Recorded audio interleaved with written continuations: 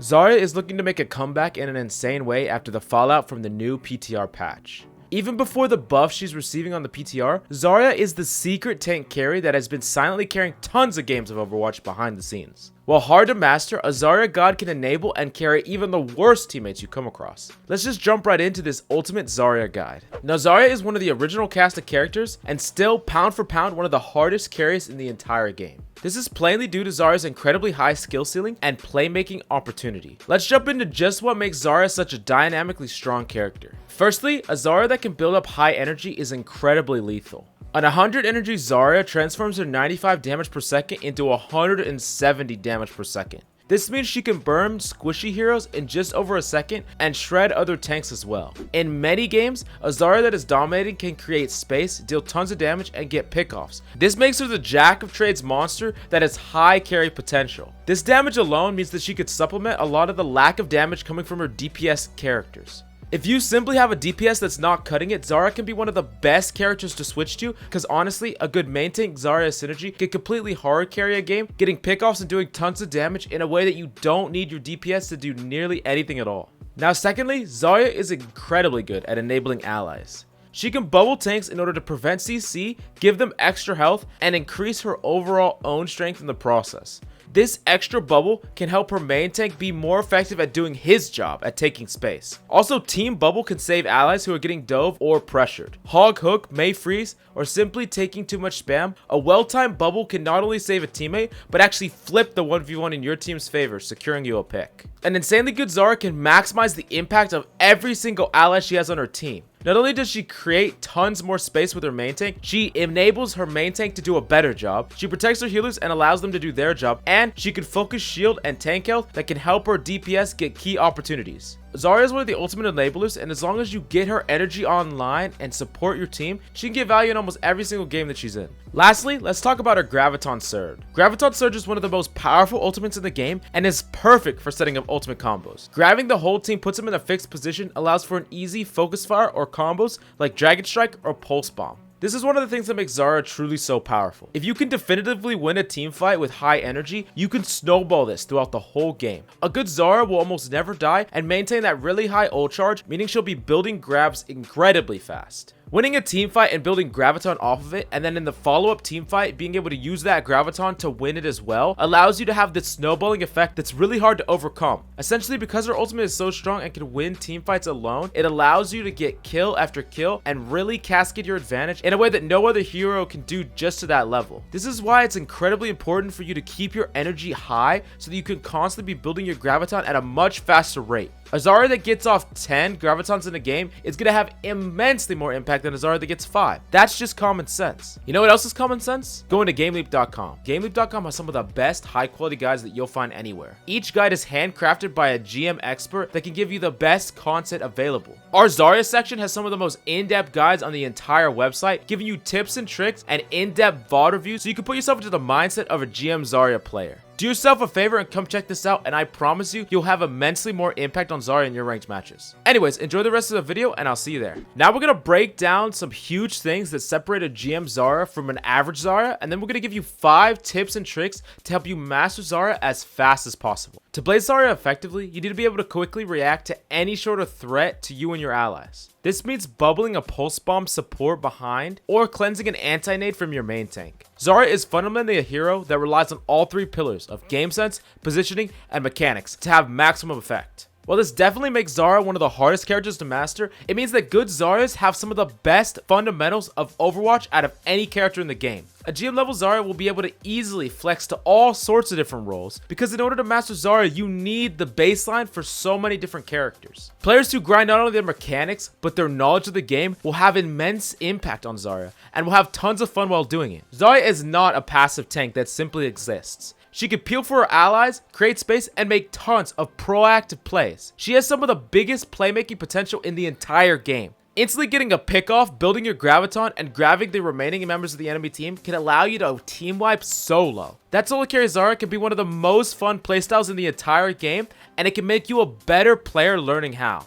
Let me walk you through what you should be doing in the first stages of every fight on Zarya. In the beginning, you want to get your energy up as fast as possible. In order to do this, you need to have high communication between you and your main tank in order for them to take damage and you in order to get charge. They go in slightly, you bubble them in order to get charged, and they retreat. This cycle allows you to build up energy so that when you want to actually engage, you have your bubbles off cooldown instead of just going in first, building some energy but not being at your maximum DPS level. Now, I know what you might be thinking. Not every main tank is going to synergize with you. That being said, you can still find tons of opportunities in order to build charge. Looking for your main tank or another member to get naturally attacked, or trying to take on aggro yourself in order to bubble, can allow you to build that maximum charge effectively. What's important here is that you don't actually engage the second time until you have your bubbles off cooldown.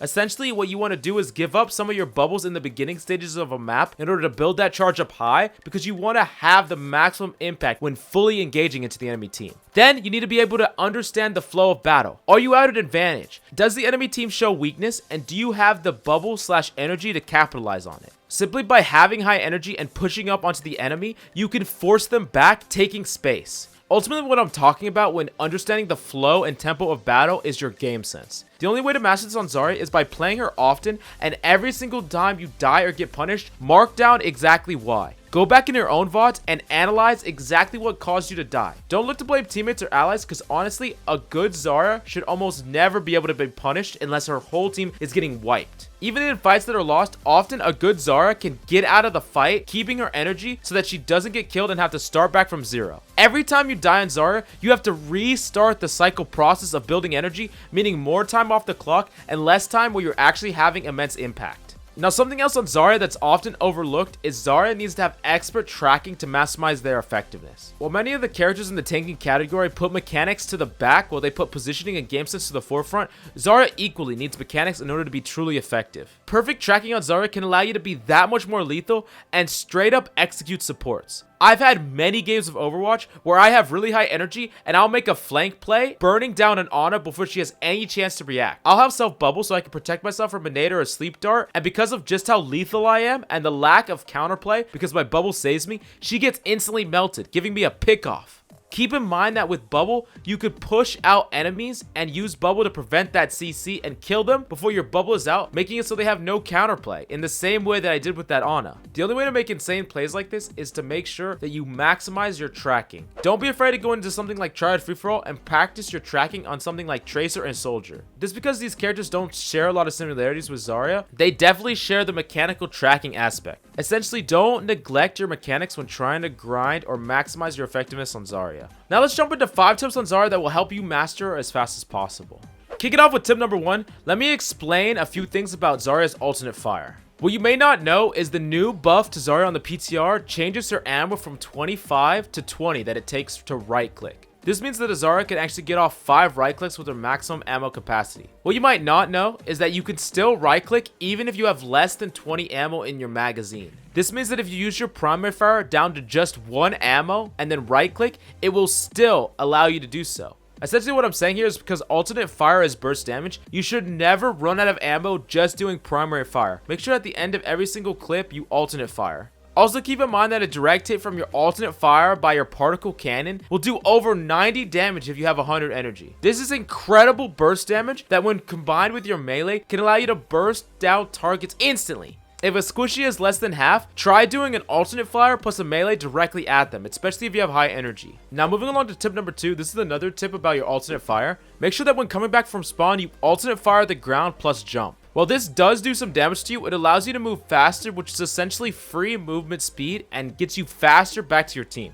Also, there's a select number of situations where you can use your right click plus your jump in order to propel you to the high ground. There's all sorts of places where you can get high using Zarya's alternate fire plus jump, and it can actually allow you to get some crafty escapes in from the enemy team. Remember that escaping is extremely valuable because if you can get away from the enemy and keep your charge for the next fight, that can be paramount into having more impact. Now moving along to tip number 3, this tip is incredibly important and it's a follow-up to the engagement cycles on Zarya. This is one of the fundamental things on Zarya that you need to know But before I tell you this extremely important tip, there's something that you need to know. If you don't smash the like button in the next 10 seconds, you're gonna die with 100 energy every single time. That's right, the second you get 100 energy in your next game, you're gonna instantly get punished by the enemy team. I don't make the rules, I'm just telling you how it is, so make sure you smash that like button as fast as possible. Now for tip number 3, you need to try and learn engagement/disengagement based on cooldown. We've talked about Zarya's cycle based on her abilities. Essentially what you need to be doing is doing proactive damage based on bubble usage and taking proactive space when you have bubbles. And then when you don't have bubbles, you want to be disengaging and doing reactive damage with your alternate fire from range. What this does is allow you to still generate ult charge when you're being passive, and you're being far more reserved with your positioning, so you're not as easy to punish. But when you do have cooldowns, you can go forward and do proactive damage with your primary fire. This cycle on Zarya allows you to constantly be effective and leaves very little window for you to be punished. You almost never want to push forward and be proactive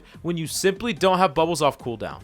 Moving on to tip number 4, and this is a pretty easy one, but keep in mind that your alternate fire flies in the exact same pattern that a Graviton would. Essentially, you could alternate fire first and see where it goes, so you know exactly where your Graviton will fly, making it so you almost never whiff your Gravitons. I often chuck my Gravitons from really far away because the enemy team doesn't expect it, and I know exactly where it will land because I preliminarily fired with my alternate fire. Now for the last tip, you need to understand when to play with your main tank or when to try to find solo impact. I talked about before where sometimes your tank wants to be synergistic with you and sometimes they simply do not. In my opinion, one of the best things that you could do is duo queue with a main tank that you can talk to actively, because the Rein Zarya together have tons of impact where Rein gets energy and pushes up exactly when the Zarya wants him to. That being said, when this is not reliable, keep in mind that Zarya is still pound for pound a brawler and can get picks by herself. You could take alternate angles, flank, or simply stay with your team in order to peel. Keep in mind that there's tons of different playstyles that don't necessarily revolve around your main tank, so know when you can have solo impact, and trying to synergize with your other tank isn't gonna work out for you winning the game.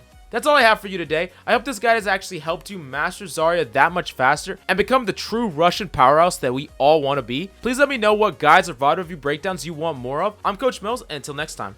Do you want to develop yourself as a player whose skill is not only adaptable, but transcends multiple metas? Don't worry, we got you covered. GameLeap.com is the only place where you'll find skills that work you from the ground up so that you can have the solid fundamental that can transition through any meta that you can come across. Not only that, but we have hundreds of videos that stem from in-depth guides to tips and tricks that can help you be prepared to dominate your ranked environment and get that sweet, sweet SR. We're so confident that our product will help you that we offer a 10-day money-back guarantee. Come check us out risk-free in the links down below.